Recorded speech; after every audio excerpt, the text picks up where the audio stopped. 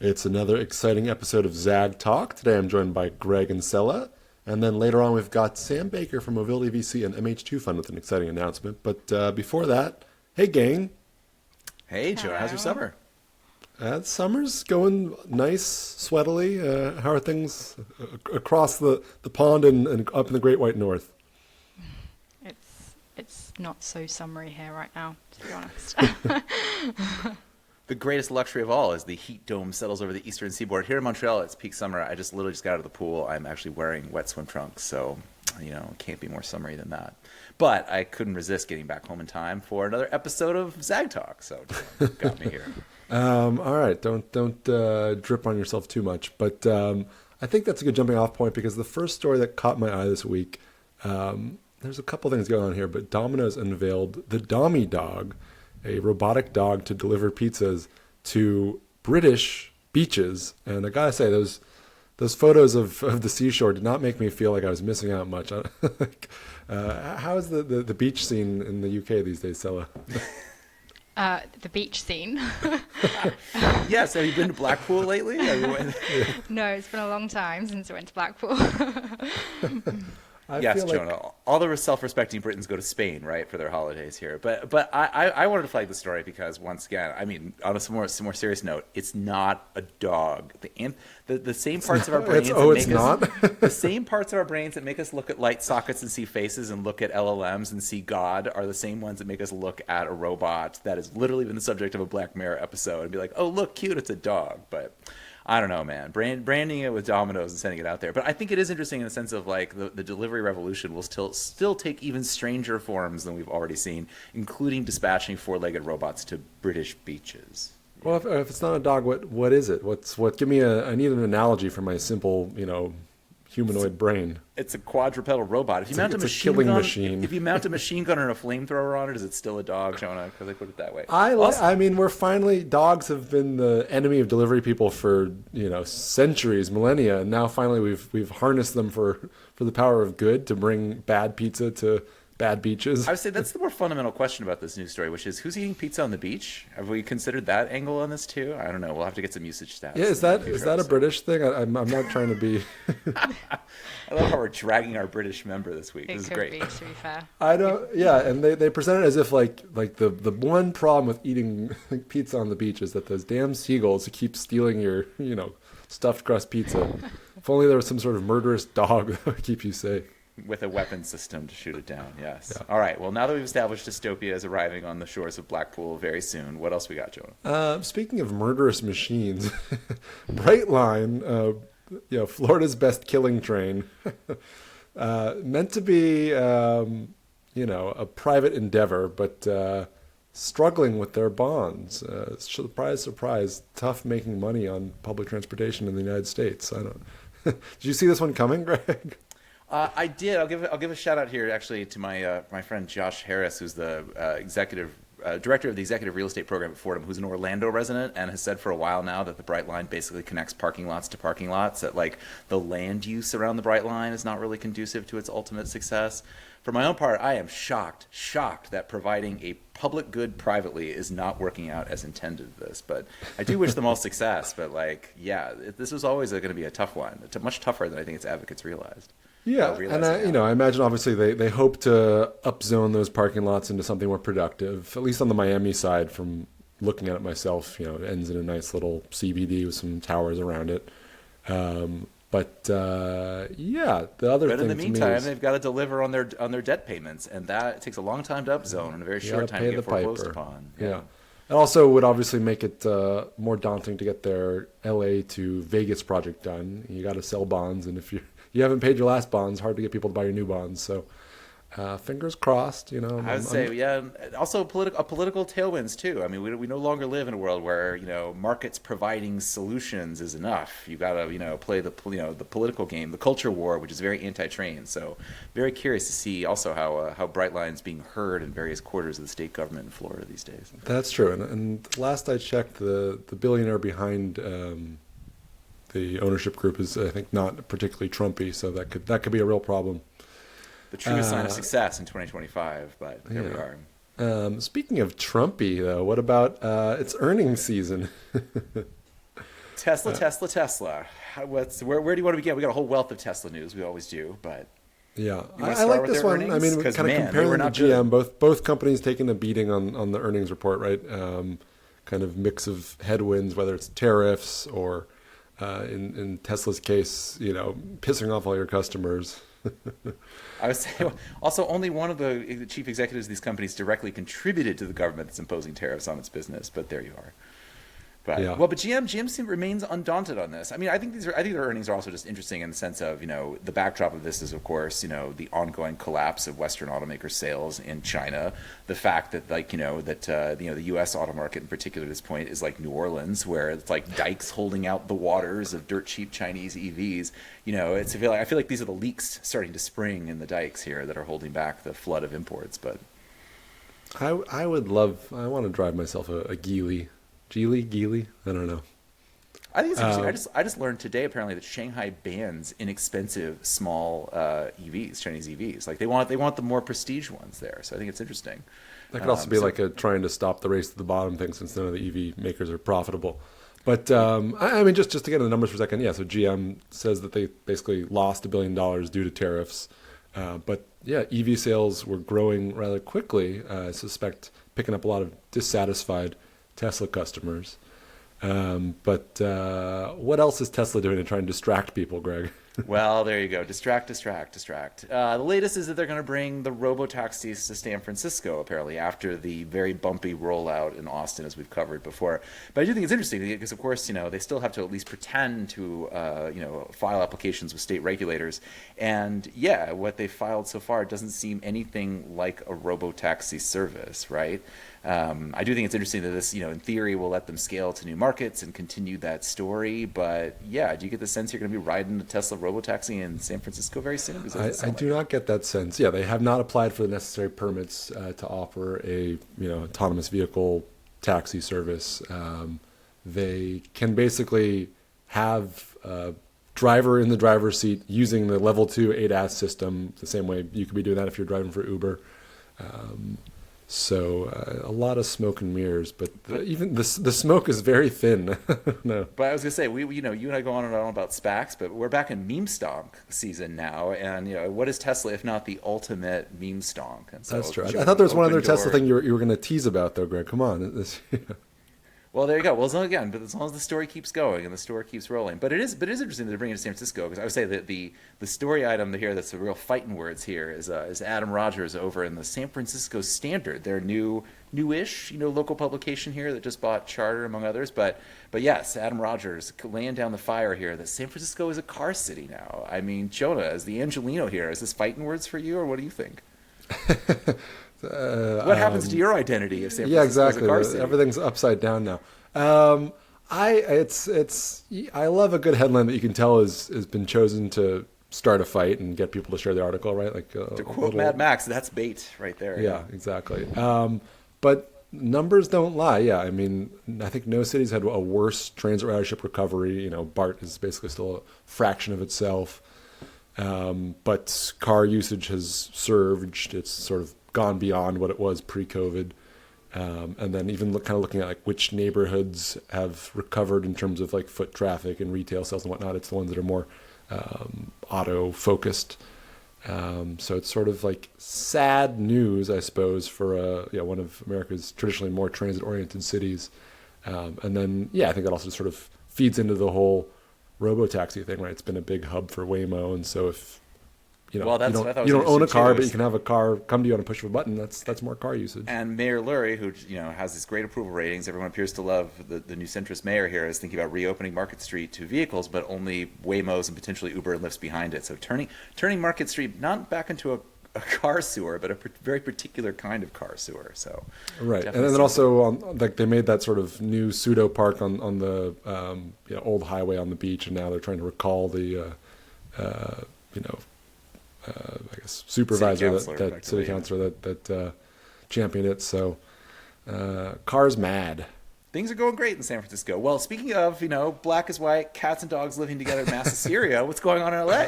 Yeah, down here in our humble, car and cow town, two kind of exciting transit openings on the horizon. The A line, kind of deeper into the heart of SGV, now has an opening date for September 19th. And then the D line, the heavy rail subway under Wilshire Boulevard, next section, currently 98% done, but still targeting a fall of this year opening date. I think, that one's been delayed a few hundred times, but I think we're going to get it this year, which would be nice. I think for anyone that's not been to LA in a long time, there's like honestly a impressive amount of rail-based transportation here now. Under Wilshire Boulevard, that's sort of the city's classic linear downtown. And then the A line, that's like the LRT that acts like an S-Bahn, just sort of basically slowly being built towards Phoenix. It's now like the world's longest light rail line. So connecting a bunch of quaint, early 20th century looking little downtowns. The northern SGV is less the kind of classic Asian boom burbs and more the sort of old citrus foothills. So it's nice news. Are we allowed to do nice news? We are, and like all New Yorkers has always had a passionate love affair with LA. It's nice to see my love being requited here with this. So San Francisco can keep its cars. LA's building transit. I always knew which city I preferred, and now more than ever. I thought New Yorkers were required to hate Los Angeles. Wait a second. No. See, we have a secret love for it. That's the yeah, thing. exactly. I remember where everyone moved during the pandemic. Silver Lake. But enough America BS. There's BS in the UK as well. Sella, what's up with scooters? So we have just had our 5th extension of e-scooter trials in the UK. So that takes the trials up to May 2028, which will be 8 years of something that's meant to be a temporary measure. And yeah, it's mixed. It's mixed thoughts. Is it good? Is it bad? Is it stalling? Or is it real time needed for progress? I'd say the key notable development is that the Department for Transport is saying that new towns and cities will be able to join, which is great, but only if they offer a new feature or a new unique local characteristic that adds to the evidence base. So yeah, it's giving the impression that they're looking to take it forward. It's not just a case of stalling. They want to develop the trials, but obviously the industry is mixed. And any examples of what like a unique local feature would be besides a beach dog? Yeah, besides a beach dog, yeah. So there's actually a company called Ario, based in Australia and New Zealand. Do you know this company? They're operating 5,000 vehicles out there, and they're in talks with the Department for Transport about entering the UK market with a 3-wheeled e-scooter. And that's meant to be more robust, but then also it has loads of cameras on it that means it can be remotely parked. Okay. So, yeah, that's I think would be something that's really appealing to the Department for Transport, because parking's a massive, I'm sure it's the same with you guys, but in the UK and in London, parking's a massive kind of controversy with e-scooters and sidewalk clutter. The pile of down scooters that just sort of blocking the sidewalk. Yeah, so this would be a kind of forward-thinking innovation to tackle that. So that's one example. And so if this is the 5th extension, I mean, originally how long was the pilot meant to last? 2 years? 3 years? Well, they were launched in 2020, and this is now the 5th extension. So, yeah, I think it was just meant to be a couple of years. Yeah. And that's something that always kind of tickled me, is that prior to this, it was like technically illegal to even own an electric scooter in the UK, right? It's just like banned. Exactly. So I think there's kind of 2 problematic points of the temporary trials, which is firstly, operators maybe don't have as much assurance as they want.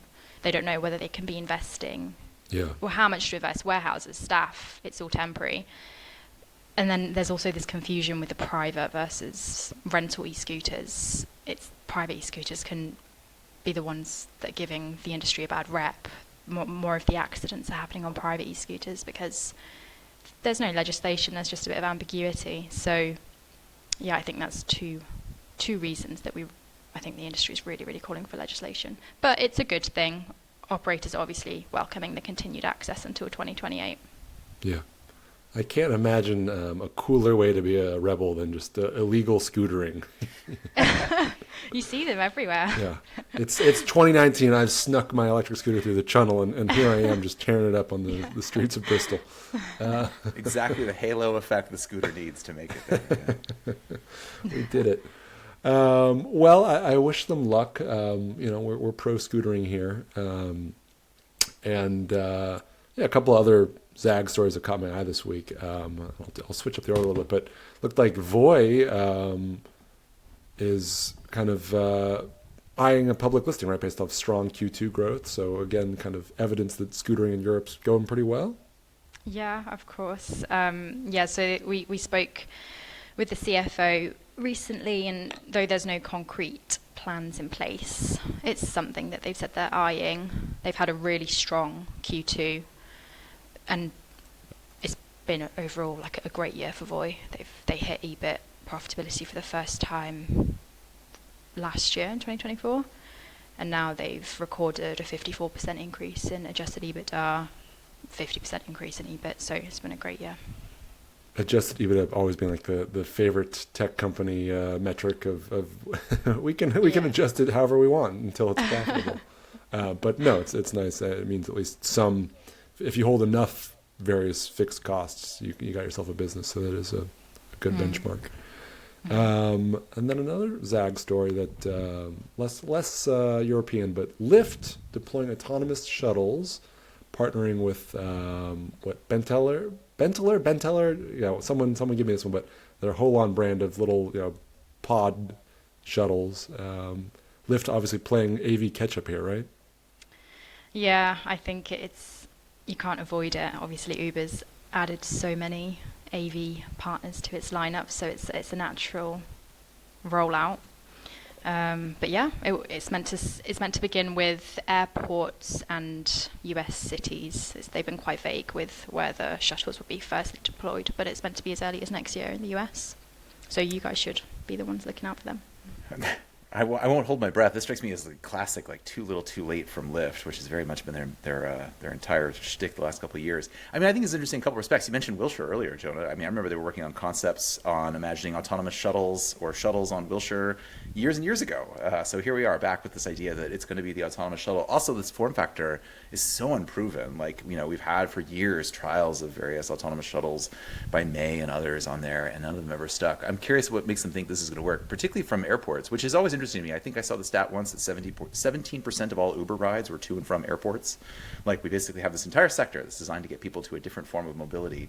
But also those are typically point-to-point trips. So is like Lyft going to be dispatching shuttles off major avenues in various cities there? I don't know, with people with luggage from downtowns. Very curious to see how this deployment works out, but I'm very skeptical this is the right path. It's kind of stuck in the messy middle there, where it's not a bus, but it's also not your private A to B. Obviously, we've seen more kind of experiments with DRT. I was going to say, God help them if they try to do this microtransit style where you're hailing an autonomous Lyft shuttle and you have to walk 3 blocks to catch it along there. I mean, we saw Uber launch that sort of that like in between product a couple weeks back, right? So everyone's launched that in between product, and yeah, it's tough. Ask Via how it's going. Hey, they're going to go public. I thought no. Well, good luck to them. Another kind of on the road to autonomy. I'm going to change the order again on you, Greg. Okay. But don't break my heart yet. In Germany, new regulation basically allowing at a federal level remote driving, and so kind of being celebrated by companies like VEY, which are Berlin-based. But I've always liked this one, the kind of remote operator moving the car from A to B, and there's a lot of use cases, whether it's to sort of pick up autonomous vehicle when there's been some sort of thing it can't solve, or for honestly a non-autonomous vehicle, but that just needs to be basically fleet balanced, right? So if you have like a rental car and you need to move it from side of the city to another side, so I think this one's cool. This to me is like an in-between step that actually makes sense.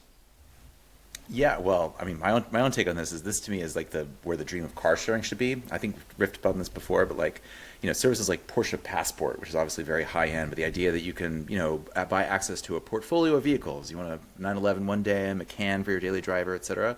Well, like the economics of that, of switching regularly, do not make any sense unless you have some sort of remote operation to at least get the vehicle to your house and then drive away the other one, kind of thing. So, if they can make this work at scale as teleoperation, just to like deliver vehicles or relocate, I think is like potentially very powerful for this idea of mobility as a service, at least from like a sort of OEM perspective. It's like an enterprise, the car comes to you, but now there's no more, poor schmuck doing it. And then speaking of the struggles of car rentals, Kite, which was sort of a next-gen car rental platform, shut down, bought by my buddies at Turo for, scrap, so I hear. But this is one that we were sort of tracking for a while, where they sort of first were quietly retrenching, leaving a couple of different markets. I think they're basically just left in SF in New York. And you can never really cut your way to profitability with these kind of things. Like, it only works if you grow. So I suppose they were hoping to get a kind of emergency infusion, but it didn't happen. And so now bought for the marketing list, basically. Interesting. Well, fun fact. Have you ever used Turo, Jonah? Have you personally used it? I have used Turo, yeah. You have used Turo? I asked because I'm using it for the first time on Monday here in Montreal. And it's interesting. I only noticed it because they've been integrated into Skyscanner searches for rental cars. Or maybe it was Kayak, one of the two. But yeah, first time I've ever seen a Turo listing, and actually got me to take the bite. So kudos to that partnership manager there. But yes, very, very curious to try my Audi A5 that'll be having. Well, that's a good. The final story for today is deeply Canadian, deeply Quebecois. Deeply Quebecois, very Quebecois. What's up with Lyon Electric? Well, for those of you who care, which isn't to say none of our listeners, Quebec has made in recent years some very bad bets on electromobility, given the geopolitical headwinds and everything else, including the North American Northvolt factory, which billions of dollars in subsidies, which are very unlikely to pay off. But this one at home, Lion Electric, was our maker of electric school buses. And in this case, Lion has been basically went bankrupt, has been acquired, and is being sort of repositioned there. And as part of that repositioning, they have voided all of the warranties for all vehicles outside of Quebec. And this is heartbreaking. The news story in particular is heartbreaking for me because I think the school district they cite is Herscher, Illinois, where my cousins went to school, or my father lived until his death. So, they're spending money. They're trying to quickly retrofit the battery situation for it. So, yeah, it's sad to see, at least the Quebec school children will still have their fully warranted batteries in place. But this idea of, hometown privileges. Another champion. Well, very Quebec to have our own completely, self-enclosed ecosystem that's just like us. The one fun note I'll add is that everybody in Montreal knows Lion Electric buses very well, because when those buses stop, they play, for reasons I'm not sure about, the same chime sequence that they play when the metro is actually closing its doors and pulling away. So I and others, you'll see us flinch like a train is like somewhere appeared in our neighborhood here when they're actually doing school stops. So, but yes, at least the school children of Westmount here at Westmount Park School will still get their Lion Electric buses. Everyone else in the States, sorry, the trade war has another casualty. I'm sorry. Yeah, more struggles with electric buses. I'm curious. Yeah, it looks like the kind of shell of the company was bought by a real estate group. So I don't know if that's maybe who owns the plant or something. Like trying to figure out what the game there is. But I don't know. Maybe the next step. Let's have hopefully Lawrence Stroll, owner of Aston Martin and the Formula One team, whose son's Lance drives for them. Maybe there's a roll up here involved. We'll just build a Quebec vertical. Maybe there's some battery tech. Aston Martin can trickle down to Lion. We'll see what happens. High performance school buses. Well, without further ado, let's chat with Sam Baker. We're back. It's always great to be joined by the boss. Today we're talking with Sam Baker, managing partner of MobilityVC. Hey, Sam. Hey, Jonah. Thanks for the invitation. I'm particularly excited about this episode because we don't always get to break news on the show, but we got something pretty exciting today. I'll let you just cut to the chase, Sam. What are you announcing? We're collaborating with the Monaco Hydrogen Alliance to launch a new fund to focus on investing in early stage hydrogen companies. Very cool. And so, we're christening it the MH2Fund. Why hydrogen? What's exciting in the hydrogen space? Yeah, I mean, I could say when I thought about hydrogen, my mind would normally go to hydrogen cars And to be honest with you, not that exciting for me personally to think about hydrogen vehicles. But then through our relationship with the Monaco Hydrogen Alliance, we became exposed to other facets of opportunities in the hydrogen space. It became apparent that the topic is a lot bigger than we expected, meaning hydrogen for use in areas like energy storage or energy transmission, and also in very specific cases where, for example, electrified vehicles can't perform or cannot perform efficiently due to the specific use case. Hydrogen actually presents a lot of potential, and there appear to be a lot of emerging technologies within the value chain of hydrogen for those emerging spaces that are potentially attractive areas to invest in. And so that was the motivation to collaborate on this initiative. Yeah, I think it's sort of been touted as the fuel of the future for a while, but it seems like it's finally kind of growing into that, heady title. And so, yeah, seeing a lot of interesting companies. And so I think as part of this announcement, you're also announcing a initial investment, yes? Yeah, absolutely. We're pleased to announce that we have made our first investment in the fund. It's a company out of Singapore called SunGreen. And SunGreen has a really exciting and cutting edge technology based around high efficiency and low cost electrolysers, which are part of the value chain of producing the hydrogen that's required to do a lot of things I mentioned before. Very cool. And yeah, and sort of based in Singapore, but it seems like they're already applying this worldwide. Obviously, there's a partnership with the Monaco Hydrogen Alliance. Is there a European focus to the fund, or going to be looking all over the world for promising technologies? Yeah, so one of the advantages of collaborating together with the Alliance is that it's an organization that's deeply rooted in Europe and Monaco specifically, but they have a global perspective and attract really individuals from all over the world to come to their yearly forum. And they have hosted competitions for the past couple of years to identify high potential emerging technologies and teams in the area of hydrogen. And so they have an extensive network and database of these technologies that they're tracking. And so we've been able to really benefit from the insights that the Alliance has provided us in terms of where the trends are and where the teams are that are showing a lot of traction. And so we thought that it would be best, given that global perspective, for our investment thesis together to also have that global view. There's a lot of stuff that's still in research and development mode in the hydrogen space that, of course, isn't really scaled up yet. So finding that sweet spot between products that are starting to show initial commercial traction, where there's something really concrete there, existing clients, you have some systems deployed, you have some initial revenue coming in, but it's not so far advanced that you're talking about more mature forms of financing or project finance even, is really kind of where we see ourselves focusing. And to collaborate with a partner like that allows us to really zoom in on where those opportunities are present. And there's not, to be really frank with you, there's not like thousands and thousands of opportunities out there that we could invest in. Once you apply all the filters I mentioned, we found that there's a limited set of companies, but they are showing a lot of potential from our view. Got it. And so thinking about company stages, are you looking specifically at seed stage companies, or what's the aperture there? Yeah, we are initially investing at the seed stage. However, our view would be to accompany the startups as they scale to later stages, both in terms of investing additional capital, but also being a strategic partner to connect them to the broader mobility network that we have, and then the hydrogen-specific network of the Hydrogen Alliance. Yeah. And I can also imagine thinking about the Monaco Hydrogen Alliance, Monaco sort of deep shipping routes. Besides the back rat, you got a lot of kind of, ocean logistics companies with presences there. So hydrogen also has some interesting implications for, ocean carriers, right?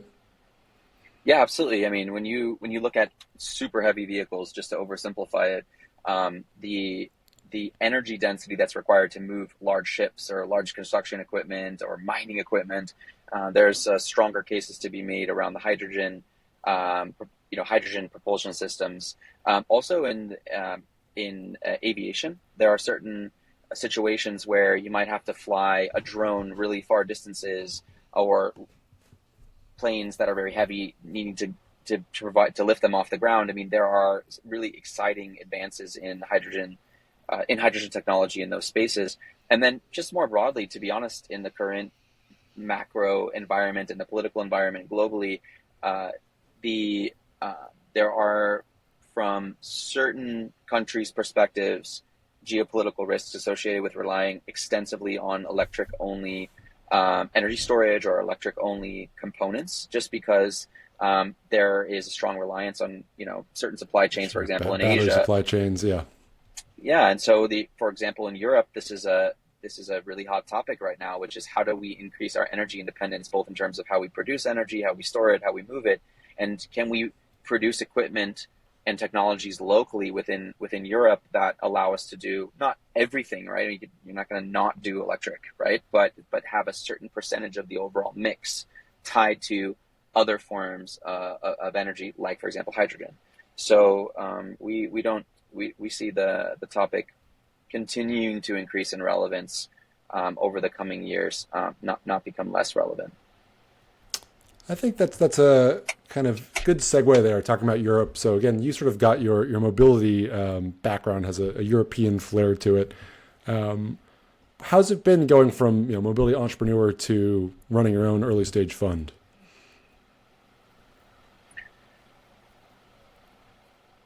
Yeah, that's a good question. I am very fortunate to be able to work in a space that I'm very passionate about within mobility, with topics that I can get really excited about, but I have the privilege of getting to work on a lot of different themes and projects with different entrepreneurs. One of the disadvantages of running your own startup is that you have to work on the same thing every day, all day. And that can be a grind, right? One of the advantages of being in the position we're in now is we can work with a whole host of different entrepreneurs working in different geographic contexts on different projects, and have the ability to become curious and excited about lots of different topics. I think for me, I'm very fortunate to be able to do that on a day-to-day. On the other hand, though, sometimes I get very excited about certain topics and I want to be able to dive in even more and get kind of attached to certain things. But the important thing is, though, that as a portfolio of initiatives, we have to be careful about how we weight our emphasis in different areas. Just because we're excited about something is not ultimately the main. I mean, that is important, but it's not the main focus. The main focus is, of course, having an impact and driving financial returns, etc. So we have to keep a very clear focus on that. So I would say finding a balance between those two is something that's both. It's a welcome change for me, but it's also a challenge at times, to be fair. Yeah. No job's perfect, I suppose. Final thought, what's the concept in the entire mobility ecosystem right now, hydrogen or otherwise, that you're most excited about? Oh, wow.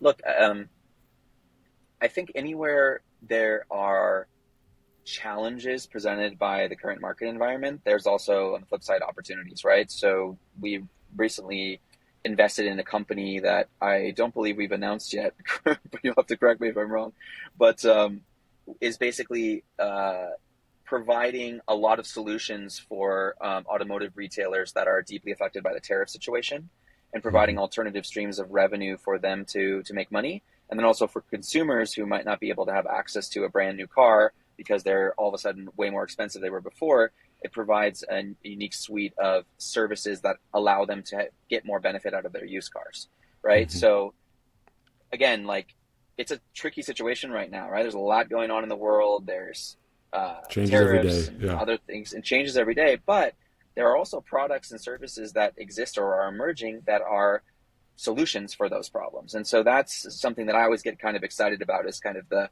classic, you have lemons, but can you make lemonade out of it? So that would be an area of interest to me. Yeah, I think that's well said. And I think in a way, hydrogen can also sort of be that lemonade too, in terms of solving, battery storage risks, in terms of helping decarbonize the mobility economy. So there's a lot of exciting opportunities there. Yeah, sure. And there's lots of topics that some investors, depending on the scale you're investing at, might consider niche. But there are fairly large spaces where hydrogen could play a really important role that for example, electric vehicles cannot provide a solution due to the performance or energy density of batteries. We're going to make some announcements very soon about some additional investments we've made in this exact area. And again, these are very specific vehicles, but if you look at it on a global basis, relevant market sizes, very interesting for investors. And so, yeah, overall, I think that there's more than enough opportunities in mobility, that's for sure. Well, you heard it here first, folks. Watch the space, more to come. Sam, thanks so much. Thanks, Jonah. Appreciate your time.